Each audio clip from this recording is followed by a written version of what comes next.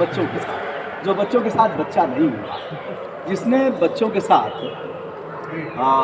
घुटनों के बल चलना नहीं सीखा, जो बच्चों को पीठ पर लेकर के और इस पर जो चलना नहीं जाना, उसका जीवन का कोई मतलब नहीं है। एक सूबेदार जी मुझे स्मरण हो रहा है, किसी ने मुझे कविता सुनाया था और शीर्षक है ओकर लाख तिजोरी में राखल बा, जिंदगी के मजा कछुआइल ना।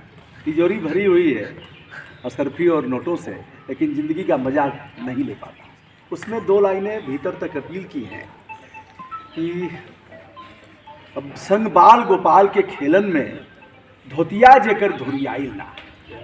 बच्चे हैं, जैसे ये दोनों बच्चे हैं, आप बाहर कहीं गए हैं, बढ़िया धोती कुर्ता पहन करके आ रहे हैं और बच्चे आ गए धूल में लिपटे हुए हैं, आप उठा लिए, आपका सब गंदा हो गया, काफ़ी निकाल करके दे रहे हैं, ये जीवन है। तो संग बाल गोपाल के खेलन में धोतिया जेकर धुरियाइल ना, ओकर लाख तिजोरी में राखल बा, जिंदगी के मजा जिंदगी के मजा। ऐसे ही एक लाइन और है सब करके कि जकरा घर अतिथि के अहरा लागल ना, जिसके यहाँ कोई आने वाला नहीं है साहब, आप रहिए ना, झूला डाल दीजिए, खूब बढ़िया सोफा आपका 5 लाख का हो, लग्जरी गाड़ी हो, अगर कोई आपके घर नहीं आ रहा है तो ओकर लाख तिजोरी में राखल बा, जिंदगी के मजा कछुआइला। तो मजा की शुरुआत तो अब बच्चों के साथ, बच्चे हो जाना है, खेल खेल में पढ़ाना है, उनके साथ जाना है, उनके साथ खेलना है, उनके साथ उसी भाषा में उन्हें पढ़ाना है, खेल खेल में कोई तनाव पैदा न हो। यही RTE है, निःशुल्क और अनिवार्य शिक्षा का अधिकार अधिनियम 2009। बच्चों को अब सर आँख भी नहीं तेरेगा जा सकता, ऐसे नहीं कर सकते आप, बच्चों को खड़ा भी नहीं कर सकते, खड़ा हो, वो समय खत्म हो गया। कभी कभी कोर्ट में कई बार देखा गया है जज साहबान लोग खड़ा करते थे। एक बार मैं गया एक जज के यहाँ बयान देना था, तो उस दिन हड़ताल था अधिवक्ताओं का, तो हमने पेशकार से कहा हमारा बयान लीजिए, कहिए जज साहब से, और वह बयान जज साहब को ही लेना था। 200 में जो बयान 202 में होता है।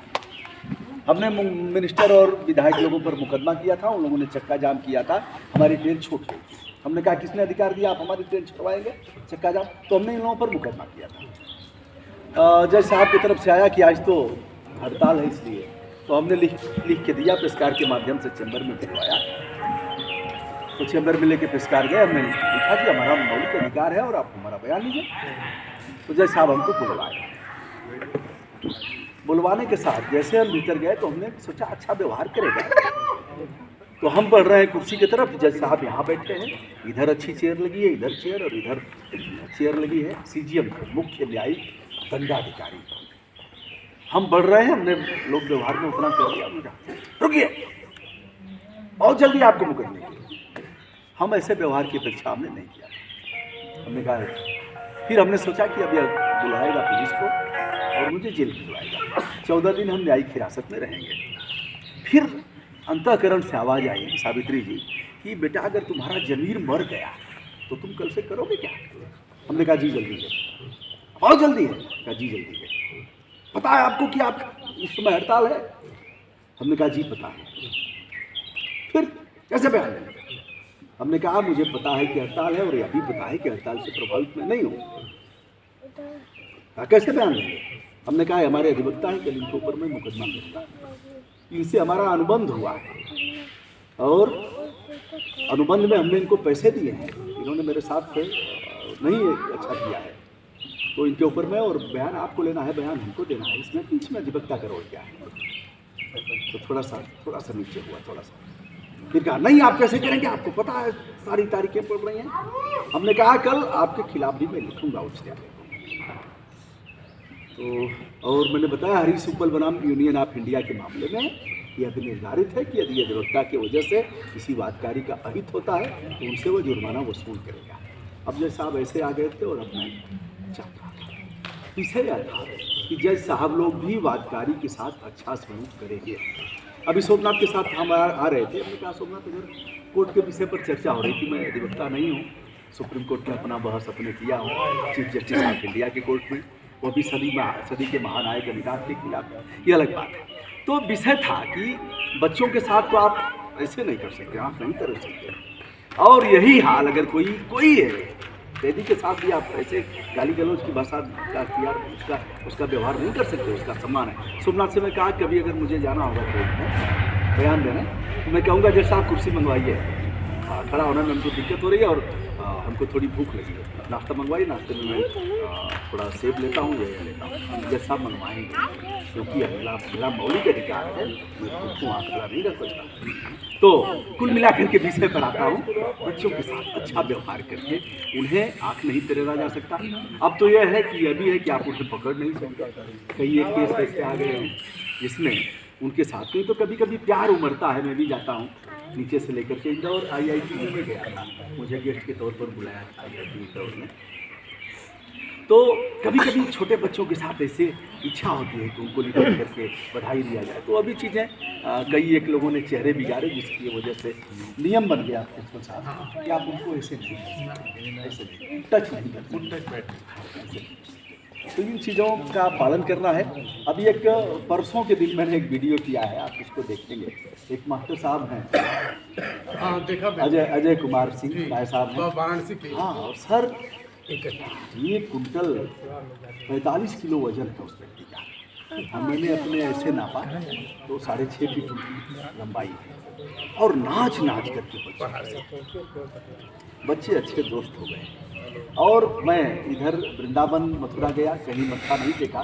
एक जगह एक विदेशी महिला है फ्रेडरिक, जिनको पद्मश्री मिला है, 18 साल की उम्र थी, आ गई थी यहाँ, रह गई। इस समय 62 साल उम्र है और किराए की ज़मीन लेकर के घायल गाय, घायल सांप, घायल भैंसा, घायल घोड़ा, घायल जरवंती है, घायल कुत्ता, घायल बंदर, सबका इलाज कर रही हैं। और पद्मश्री उनका गोबर से जो लिपाई पुताई हुई है उसी वहीं मत्था टेका। और एक उसी स्कूल पर जहाँ मास्टर साहब पढ़ा। और तो साहब मंदिर मस्जिद गिरजाघर गुरुद्वारा सब है।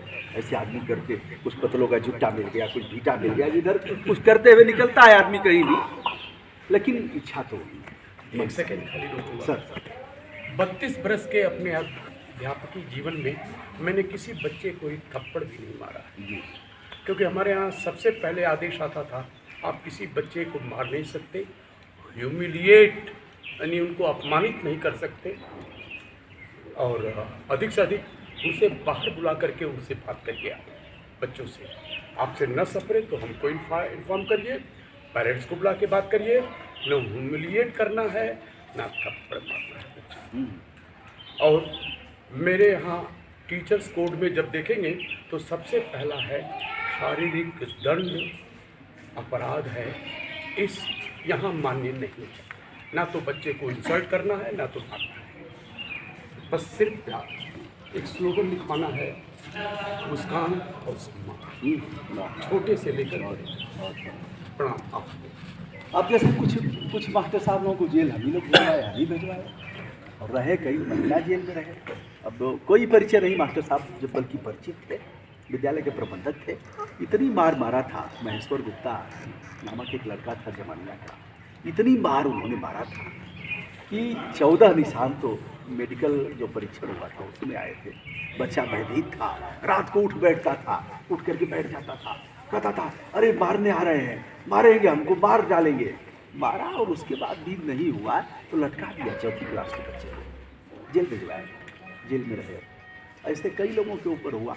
अब ऐसे लोगों को भी सिखाने की आवश्यकता है, बताने। अब आप अपने घर का, अब बीबी से अनबन हो गई रात को, 3 दिन से आपको दिक्कत हो रही है। अब आप उसका गुस्सा बैंक में उतारेंगे, कंज्यूमर पर, आप उसका गुस्सा क्लास में उतारेंगे, आप उसका गुस्सा थाने के हैं तो उसमें उतारेंगे। अगर आप डॉक्टर हैं तो इतना ज़बरदस्त सुई लगाएंगे, इंजेक्शन उस पर।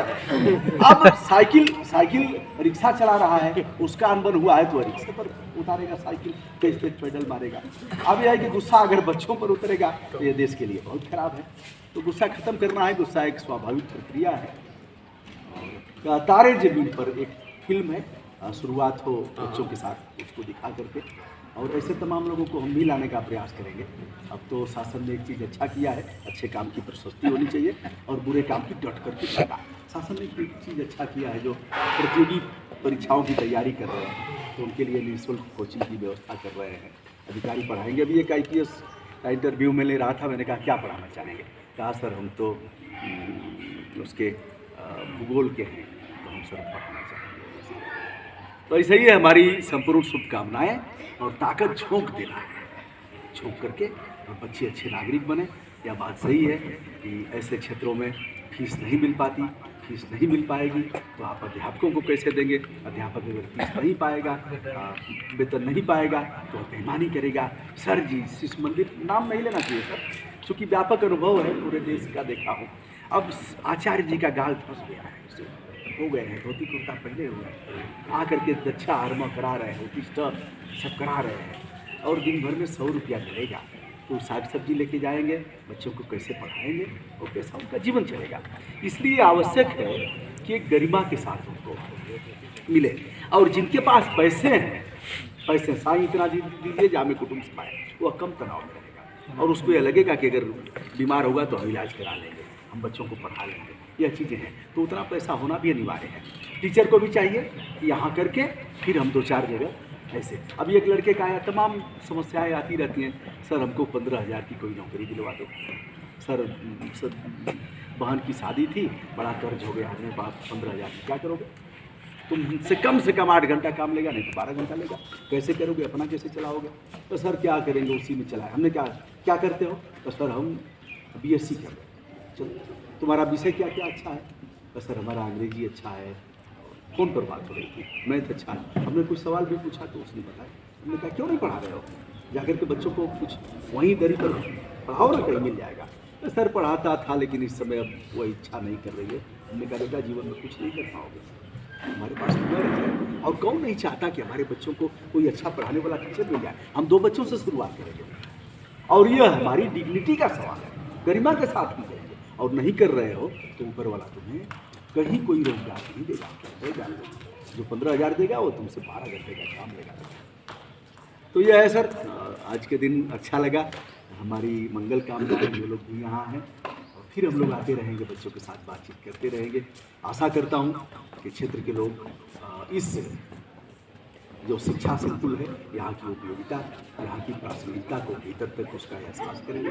और देखिए एक चीज़ है, मैंने ऐसे तमाम विद्यालयों को देखा, महाविद्यालयों को भी देखा है, उसके निचले स्तर को, जहाँ लोग जानते हैं कि यहाँ हमारे बच्चे का भविष्य सुरक्षित है, वहाँ लोग हैं। और या किसी को बताने की आवश्यकता नहीं, चिल्ला चिल्ला के बताते रहिए, सब जान जाते हैं। नहीं पता है कि यहाँ का इंस्पेक्टर कैसा है, सब जान जाएंगे, सब जान जाएंगे कि DM आया है तो कैसा है, दारू पीता है, कैसे लोगों को पसंद करता है, जातिवादी है, कप्तान खाना बेच रहा है, सब जान जाते हैं, किसी को कहने की जरूरत नहीं है। तो अच्छा रहेगा तो सब जान जाएंगे, बुरा रहेगा तो आप छिपाने से भी वो नहीं छुपेगा।